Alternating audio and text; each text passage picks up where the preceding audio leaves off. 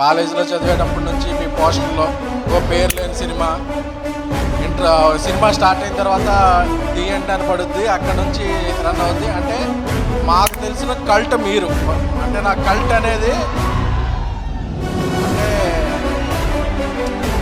ఇప్పుడు అందరూ వాడుతున్నారు, కానీ మాకు ఇంతవరకు తెలిసిన పదవి cult making, cult hero, cult direction, అంటే కల్ట్ పర్సనాలిటీ అనేది సౌత్ ఇండియాలో మాకు తెలిసిందంటే అది ఉపేంద్ర గారి వల్ల.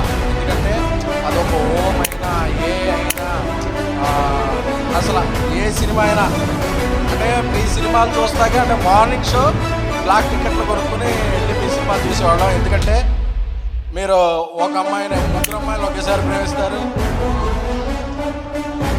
మదర్ డాట్నే ప్రేమించేస్తారు. అంటే అసలు ఏం థాట్, అంటే ఒక ఫిల్మ్ మేకింగ్లో ఉన్న వాళ్ళకి వస్తుందా హై, అసలు ఈయన ఆలోచన విధానం ఏంటని ఒక సినిమాలో ఏమన్నా అమెరికా వాళ్ళందరూ అడుక్కుంటుంటారు.